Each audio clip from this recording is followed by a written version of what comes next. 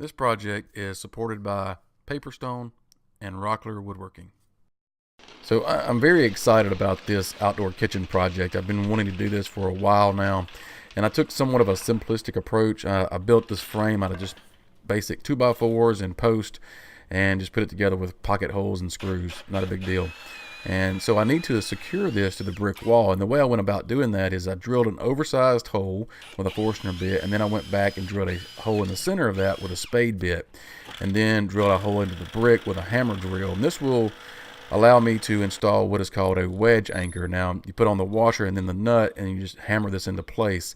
That sleeve on the back of this, as you're tightening this up, will flare out and create a wedge. And so this is really secure. It's not going anywhere, and it's almost impossible to get these things off the wall if you ever want to take this down. You just about have to cut them off to get rid of them.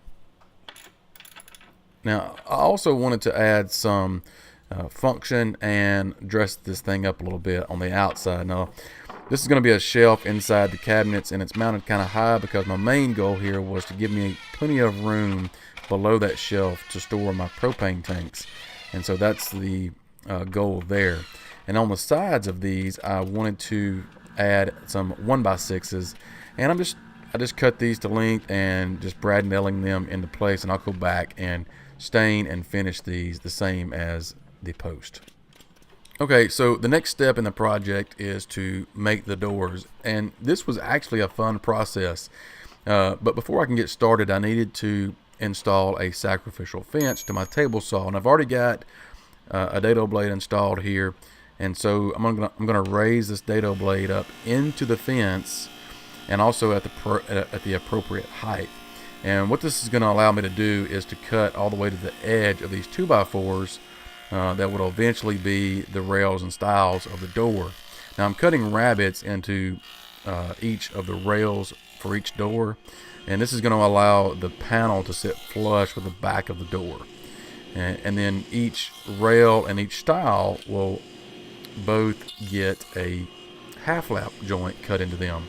And I'm using a crosscut sled here, and I've got a block on my fence as a reference mark, and then make my first pass, and then I just need to chew away the rest of the material, creating those half lap joints. And then once I have all those cut, I can just kind of put these together, and I put these together the best I can and check for squareness, and then I'm just going to tack it together with brad nails so I can move it around if I need to. But you can see those 1x6s, which is creating the panel, they're resting in those rabbets, and now I can secure those into place, and I'll go back to the half lap joints and install screws. And this is just a really easy way to assemble a door, but it's also a strong door, and as you can see, it turned out great with a recessed front and flush back. I'm very pleased with how they turned out. Now I can just attach the hinges to the door, and then once I have the hinges attached to the door, I can mount those to the post, and then that's it for the doors. Now I have to go back and add the pulls later, but for the most part, I've got a working door.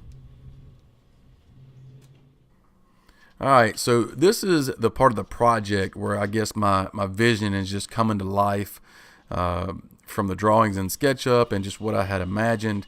It's looking just like what I wanted it to. But this countertop is made by Paperstone, which is one of the supporters of this project. But what's really cool is that this countertop is made from recycled paper. Yes, recycled paper. It's layered with resin, so it creates this stone-like material. But what's cool is that I'm cutting this with just regular woodworking tools. So I'm cutting it here to width with a circular saw. I've got a good blade on there. Didn't have any trouble cutting this, and so it's just really easy to work with. It's also made right here in the USA, and it's incredibly durable. And I am using this outside, but it's covered, so that's kind of cool that I can use it outside in a covered area. But check out Paperstone using the link down in the description. They're a really cool company with a lot of cool products, and just tell them I sent you. I'd love for you to check them out.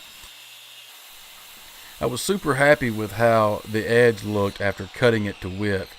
I didn't have to do anything as far as sanding. It was a pretty smooth finish. And I also decided to cut off the corners to provide some visual interest and to be able to access the light switches and plugs that I installed for lighting. Here I'm marking where to cut out for the sink.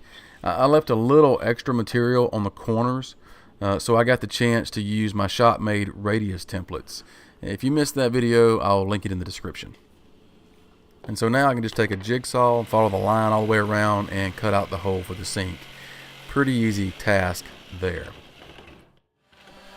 Now, as far as finishing the countertop, I opted to sand it first, which is not necessary. I just wanted to sand it with a high grit, just to give it a nice, even, clean surface before I applied any finish to this. And I could have left it just like this. I opted for the matte countertop, and so I wanted to just see if I could add a little bit of shine to it, and so I'm using a wipe-on poly here. I think I added about 3 coats, and then once it dries, it looks really, really good. I love a matte finish, but with these coats of poly, it kind of gives it that subtle shine, which is really what I was after. And so you can tell it cleans up the edges really nice, and so I just couldn't ask for a more beautiful countertop to go with this whole setup. So I'm really happy with it. Now, dropping in the sink, I just applied some caulk to the edges, dropped in the sink, attached it from the bottom. Pretty self-explanatory, and then hooked up the faucet to the water spigot on the wall, and that was that. Rockler is also a supporter of this project, and they also support what I do. As I used several of their products in this project, like this jig, the pulls are actually from Rockler, the crosscut sled that I use. So just want to say thanks to Rockler for just being awesome. There's a link down in the description to Rockler, so be sure and go check them out. They have a ton of woodworking products, so do yourself a favor and give them a visit.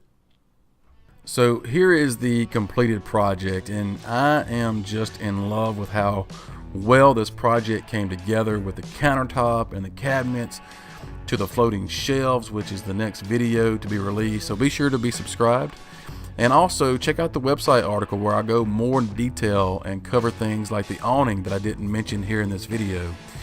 So I really can't put words into how I feel about how this project came together. I'm looking forward to being able to enjoy this and share it with others, and just really have a place to entertain outside. So if you are not subscribed, please subscribe, check out the website article, and as always, thank you for watching.